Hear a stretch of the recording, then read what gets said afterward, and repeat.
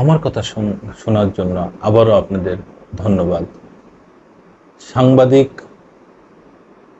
শ্যামল দত্ত এবং মোজাম্মেল হক বাবু এই দুইজন গ্রেপ্তার। এই দুজনের পরিচয় তো আপনারা সবাই জানেন, তারপরেও একটু পরিচয় দিয়ে নিই। ৭১ টিভির মালিক এই মোজাম্মেল হক বাবু, এবং উনি আওয়ামী লীগের একনিষ্ঠ এবং চোখ বন্ধ করা একজন বড় মাপের দালাল, সাংবাদিক জগতের কলঙ্ক এই মোজাম্মেল হক বাবু। ইনি এই সাংবাদিকতারে কলঙ্কিত করেছেন। আওয়ামী লীগের কাছ থেকে সুযোগ নিয়ে, সুবিধা নিয়ে, দালালি করে। এবং তার চ্যানেলে কয়েকজন ছিল, বিশেষ করে ফারজানা রূপা এবং মিথিলা ফারজানা। এই দুইজন তো মানুষকে কিভাবে হেয়প্রতিপন্ন করতে হতো।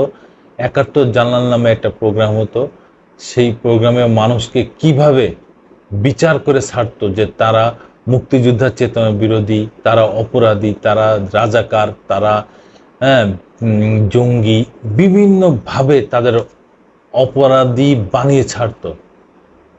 আরেকজন হচ্ছে শ্যামল দত্ত। ইনি বাংলাদেশ যেই সাংবাদিকদের যেই সমিতি আছে, সেই সমিতির একটা সংস্থা আছে প্রেস ক্লাব, সেই প্রেস ক্লাবের সেক্রেটারি উনি।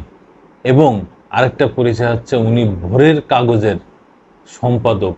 অনেক দিন ধরে, দীর্ঘদিন ধরে উনি এই সাংবাদিকতা করে আসছেন এবং খুব সততার সহিত সাংবাদিকতা করে আসছেন। কিন্তু লাস্ট টাইমে, শেষ সময়ের দিকে এসে আওয়ামী লীগের একজন বড় দালাল হয়ে উঠলেন।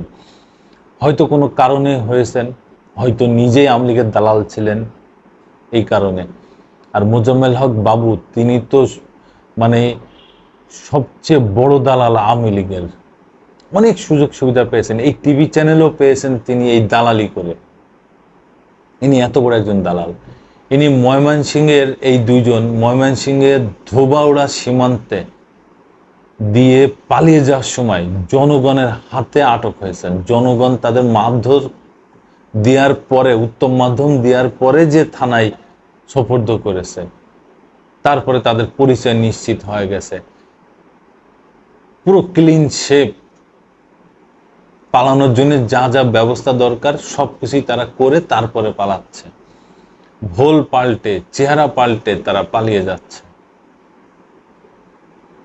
এই দুজন আওয়ামী লীগের দালালের জন্যে পুরো সাংবাদিকতা বিভাগ, সাংবাদিক সমাজ আজ কলঙ্কিত হয়ে গেছে। শুধুমাত্র এই দুইজন, আরো কয়েকজন আছে, কিন্তু এই দুইজন সবচেয়ে চড়াও। তার ভিতরে ১ নম্বর আছে মোজাম্মেল হক বাবু। উনি এই ৭১ টিভির মালিক। আরো অনেক ব্যাপার আছে, সেগুলো তো আপনারা জানেন। আপনারাই বিচার করবেন, আপনারাই কমেন্টস করবেন।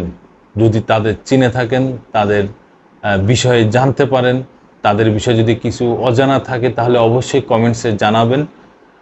আবার আসবো নতুন কোনো কথা নিয়ে, নতুন কোনো ঘটনা নিয়ে। আমি প্রিন্স।